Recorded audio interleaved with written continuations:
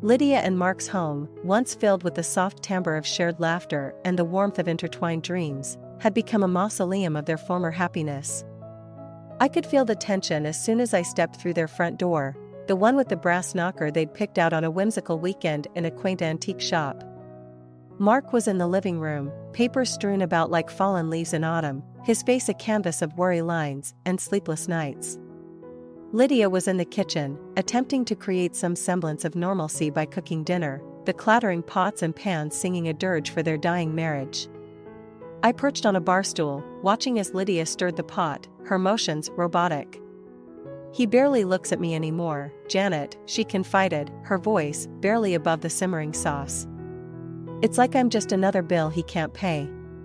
The air was suffocating, laden with unspoken fears and unshed tears. It was then that Mark walked in, his presence like a cold draft. He didn't even acknowledge me as he addressed Lydia, his voice devoid of the tenderness it once carried. "Lydia, we need to talk," he said, his eyes avoiding hers. She turned off the stove, wiped her hands on her apron, and faced him. "About what, Mark? More bad news?" "It's about us," he started, struggling to find the words. "I can't afford to keep the house. We're drowning in debt, and there's only one solution." Lydia's face paled. "And what's that?" she asked, a tremor in her voice. Mark's next words fell like a guillotine. "I live with my parents." "You go to a cheap facility." "A cheap facility." The words echoed through the kitchen, bouncing off the granite countertops and settling into every corner like a toxic fog. "A facility?" Lydia's voice cracked. "You want to send me away while you run back to the comfort of your childhood home?" "It's not like that, Lydia," Mark protested weakly. "It's just until I can sort things out." "And what about sorting us out, Mark? Do we even matter anymore?" Lydia's voice rose, a crescendo of hurt and disbelief. Mark's shoulders slumped. "I don't know if there's an us to sort out anymore," he admitted, the words hollow. I watched Lydia's face, the way it crumbled around the edges. I knew then that this was the beginning of the end. Not just for their lifestyle, but for their love, a love that had promised to weather all storms, but was now capsizing under the weight of a single tempest. As I silently excused myself, leaving them to their ruins, I couldn't help but wonder how Lydia would navigate this new reality. But even in the depths of this decline, I saw a flicker in her eyes, a steeliness that promised this was not her end, this was merely her beginning. Lydia's eyes mirrored the storm brewing outside the window, the once soft blue now tumultuous. She stood in the midst of the living room, a space that had been their shared canvas, now tainted with the stroke of betrayal. With every tick of the grand clock, a reminder of time slipping, Lydia felt the walls of the home they built together closing in. The day after Mark's pronouncement, she awoke with a resolve steeled by the need to survive. Lydia started making calls, her voice steady, belying the chaos that threatened to consume her. I arrived just in time to see the first of the trucks pull up. Lydia, clipboard in hand, directed the movers with a general's authority. The living room, once a testament to their opulence, was being stripped to its bones. "Are you sure about this, Lydia?" I asked, watching as they loaded the last of the Italian leather sofas. She didn't flinch. "It's all in his name, Janet. The bills, the debt, the loans, it's time he faces the consequences." "But what will you do?" The question hung between us, heavy with concern. "I'll survive," she said, her gaze following the path of the movers. "I always have." As the last piece was taken away, she turned to the empty room and sighed, a sound of both resignation and relief. "I'll start over, but on my terms this time." The doorbell rang, slicing through the eerie silence of the now barren home. Lydia strode to the door and swung it open. It was the delivery man, here to disconnect the services. "Mrs. Grayson?" he asked, clipboard in hand. "Yes, that's me," she replied. "I need you to sign here. This confirms the cancellation of all services and the final bill will be sent to your husband," he explained, offering her the pen. She signed with a flourish, each stroke a punctuation to this chapter of her life. There. It's done, she handed back the pen, a ceremonial passing of the torch from the life she knew to the uncertainty that awaited. As the man left, Lydia turned to me, a ghost of a smile gracing her lips. Want to see something? She motioned for me to follow her to the study, where she pulled out a brochure from the drawer. It was for a luxurious estate, far beyond what she could afford, on paper. Is this where you're going? I asked, puzzled. Not quite. I'm going to be the caretaker. The owner travels extensively and needs someone to maintain the property. It's a place to stay, a job, and a chance to rebuild, she explained. I was stunned. But, Lydia, that's ingenious. It's survival, Janet. And it's time for a fresh start. With the storm outside intensifying, mirroring the upheaval in Lydia's life, she watched the last truck disappear around the bend. The reclamation of her dignity was underway, and as the lightning illuminated her determined silhouette, I knew Lydia wasn't just surviving the tempest, she was commanding it. The grandeur of the mansion was overwhelming, each room a testament to a life of wealth and luxury that Lydia had once known. As she roamed through the cavernous halls, her footsteps echoed, a stark reminder that she was alone in this theatrical set piece of her own design. The high ceilings and the crystal chandeliers felt cold and impersonal, yet they served as the perfect backdrop for the charade she was about to perform. I had come over to see how she was settling in, and found her in the midst of planning her first video. The camera was set against a backdrop of the opulent living room, its lens aimed at the grand piano, a silent giant in the corner. Janet, darling, how do I look? Lydia asked, twirling in a dress that sparkled under the soft lighting. Like the queen of the castle, I replied with a smile, though my heart ached for her. This was all a show, but necessity had pushed her onto this stage. She took a deep breath and addressed the camera with an air of confidence that I knew was partly feigned. Welcome to my new home, she announced with a flourish, her voice steady and sure. A place where dreams are born and every day is a celebration. The recording light blinked red, capturing Lydia as she wove tales of extravagant soirees she'd never held and spoke of guests who'd never stepped through the door. She raised a glass of sparkling apple cider, the bubbles catching the light as she toasted to her newfound freedom. And to think, I owe this all to a simple twist of fate, she said to the camera, her eyes sparkling with a secret mirth. After the camera was turned off, Lydia slumped into an ornate chair, the facade slipping away for a moment. Do you think he'll buy it? She asked me, worry creasing her brow. He will if he wants to, I reassured her, though I had my doubts. It wasn't long before the videos took on a life of their own. With each new post, Lydia's legend grew, a carefully curated illusion of prosperity. She was the director of her own narrative, scripting each scene with meticulous attention to detail. Then came the day Mark saw the videos. Lydia had been expecting his call, and when her phone finally rang, she answered with a nonchalance that belied her racing pulse. Lydia, what is this? Where are you living? Mark's voice was a cocktail of confusion and accusation. She could almost hear the cogs turning in his head, trying to piece together the puzzle she had laid out before him. Oh, this little place? Lydia's voice was airy, dismissive.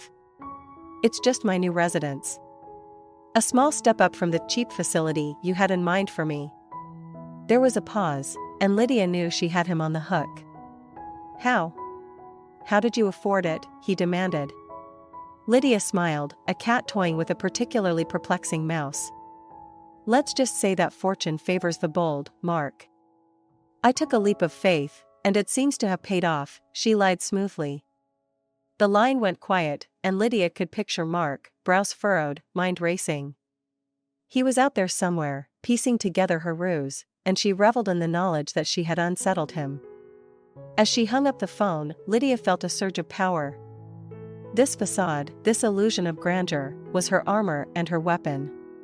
She had crafted a reality so convincing that even Mark, the man who thought he knew her limits, could not discern the truth from the spectacle. And as the sun set behind the mansion, casting long shadows across the lawn, Lydia prepared for her next performance.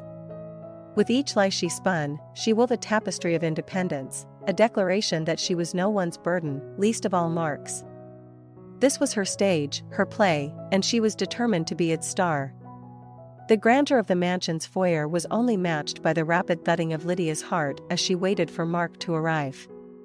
She had seen his car pull into the driveway, a sleek machine that seemed to groan under the weight of his panic.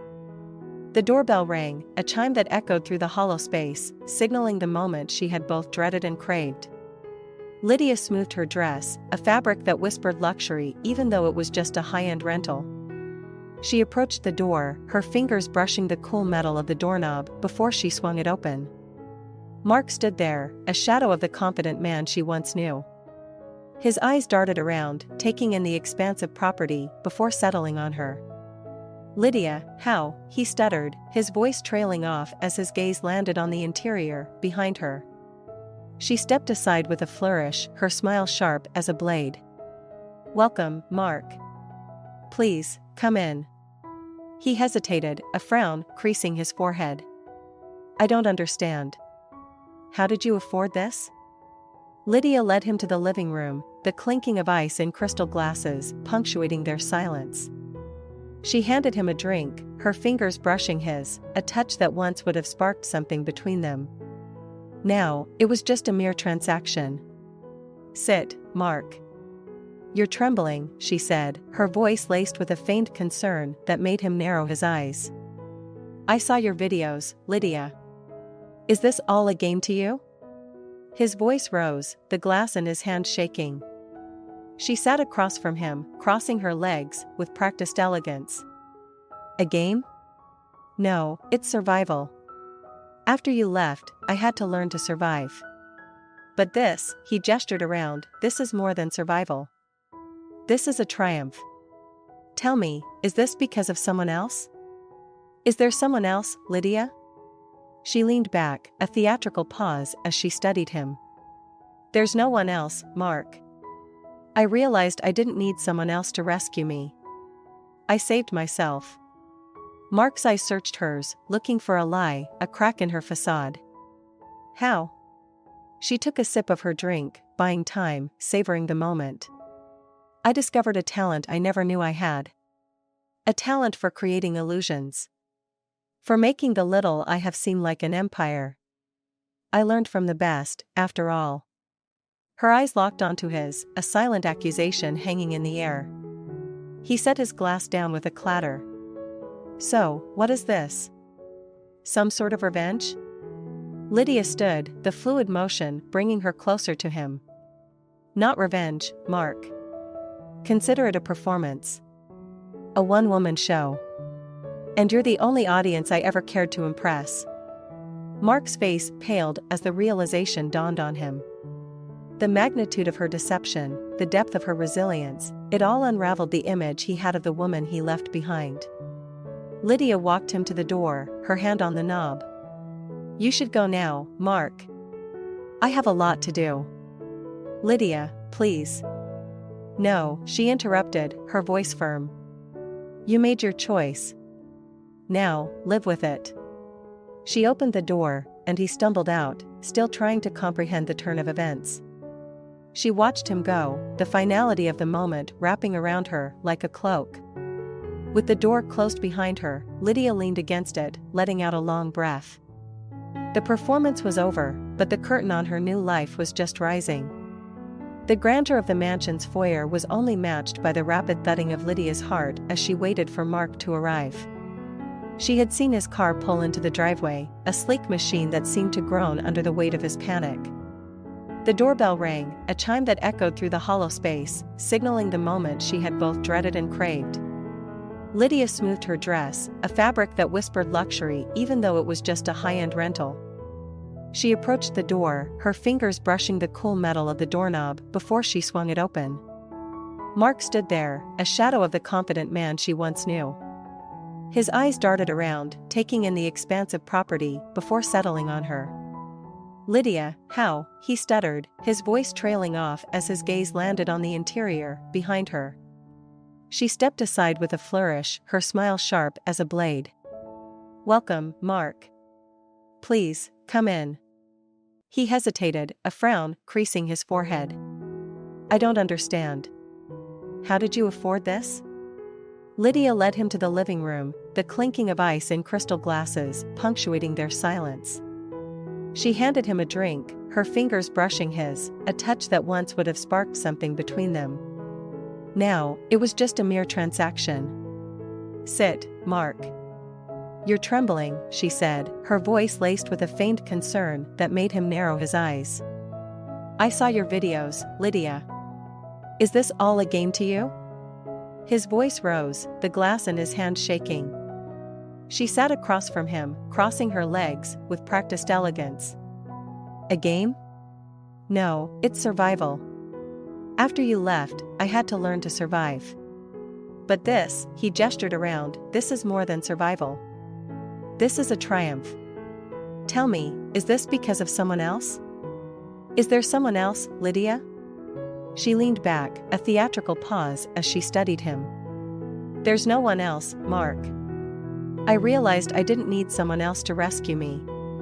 I saved myself." Mark's eyes searched hers, looking for a lie, a crack in her facade. "How?" She took a sip of her drink, buying time, savoring the moment. "I discovered a talent I never knew I had. A talent for creating illusions. For making the little I have seem like an empire. I learned from the best, after all." Her eyes locked onto his, a silent accusation hanging in the air. He set his glass down with a clatter. "So, what is this? Some sort of revenge?" Lydia stood, the fluid motion bringing her closer to him. "Not revenge, Mark. Consider it a performance. A one-woman show. And you're the only audience I ever cared to impress." Mark's face paled as the realization dawned on him. The magnitude of her deception, the depth of her resilience, it all unraveled the image he had of the woman he left behind. Lydia walked him to the door, her hand on the knob. "You should go now, Mark. I have a lot to do." "Lydia, please." "No," she interrupted, her voice firm. "You made your choice. Now, live with it." She opened the door, and he stumbled out, still trying to comprehend the turn of events. She watched him go, the finality of the moment wrapping around her like a cloak. With the door closed behind her, Lydia leaned against it, letting out a long breath. The performance was over, but the curtain on her new life was just rising. The mansion was quiet after Mark's departure, the only sound Lydia's footsteps as she moved through the rooms. Her mind was a whirlwind of emotions, yet she felt an odd sense of peace. She had reclaimed her narrative, and with it, a new beginning. Lydia had retreated to the library, a room lined with books she had yet to read and a grand piano that she rarely played. She was thumbing through a novel when the doorbell rang again, a gentle chime that seemed at odds with the chaos of earlier. Sighing, she rose and approached the door, half expecting to see Mark again, unable to accept the reality she had spun. But it wasn't Mark. It was the estate manager, Mr. Collins, a portly man whose face always seemed on the verge of a friendly smile. "Mrs. Lydia, I hope I'm not intruding," he said, tipping his hat. "Not at all, Mr. Collins. What brings you here?" Lydia asked, opening the door wider. He stepped inside, holding out a thick envelope. "This is from Mr. Donovan, the owner. He asked me to deliver it personally." Lydia took the envelope, her fingers tracing the heavy paper. "Thank you. Is everything all right with Mr. Donovan?" Mr. Collins nodded.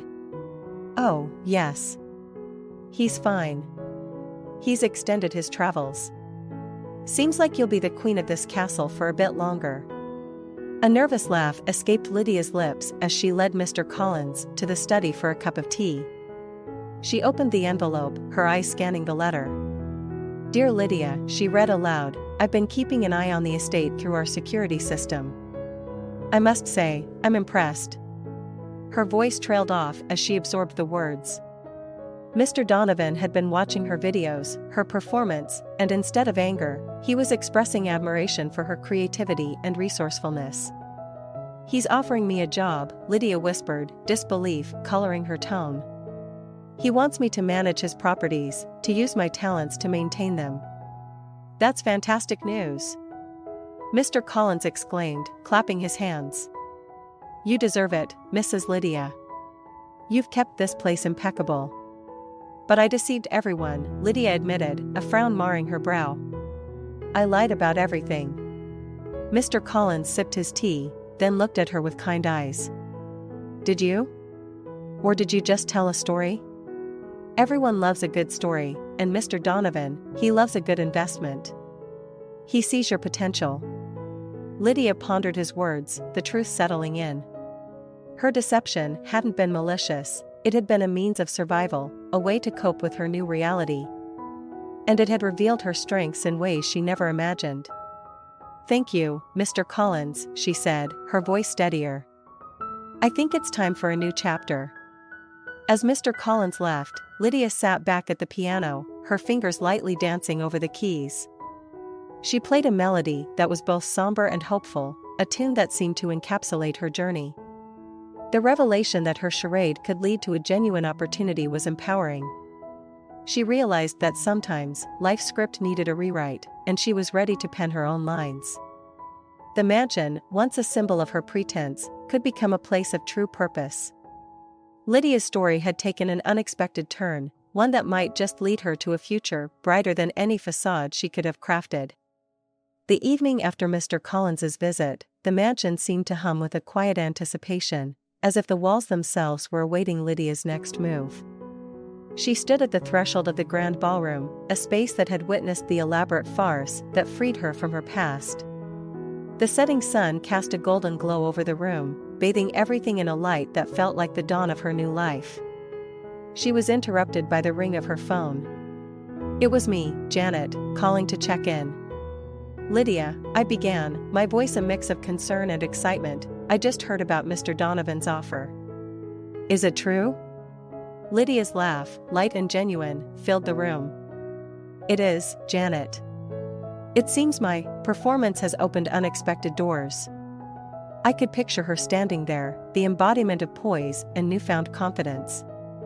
"Lydia, you're amazing. You've turned what could have been your darkest hour into your brightest beginning." There was a pause, and I imagined her reflecting on the tumultuous journey. "It's funny, isn't it?" she mused. "I played a part to cope, and it led me to something real. It's like I had to lose myself to find what I could truly become." The conversation shifted as I asked her about the future. "So, what will you do now? Will you accept the offer?" There was no hesitation in her voice, just a firm certainty that was new, yet suited her. "I will. It's time I stepped out of the shadows of what was expected of me, and into a role I carve out for myself." We said our goodbyes, and Lydia set the phone down, turning back to the room that had been her stage. She wandered through it, her fingers trailing along the back of the ornate chairs, the fabric whispering under her touch. She made her way to the piano, an instrument that had been silent for too long. As her fingers pressed the keys, coaxing a soft melody into the air, she closed her eyes and let the music envelop her. The notes were a mix of melancholy and hope, a mirror to her soul. Lydia stopped playing, her hands resting on the keys. "This is my liberation," she whispered to the empty room. "Not from Mark, not from the mansion, but from the person I was taught to be." In that moment, she felt a release, a shedding of the layers that had been wrapped around her, constraining her. She was no longer the woman who needed to prove something to the world, to Mark, or even to herself. The mansion, once a gilded cage, now felt like a cocoon from which she had emerged, not unscathed, but stronger, wiser, and more alive than ever before. It was in the quiet aftermath of her liberation that Lydia truly understood freedom was not about where you are, but who you are, and who you have the courage to become. As night fell, Lydia didn't feel alone in the vast mansion. She felt surrounded by the possibility, embraced by the promise of new beginnings. She had been through a storm, but she had learned to dance in the rain and look forward to the rainbow that would surely follow.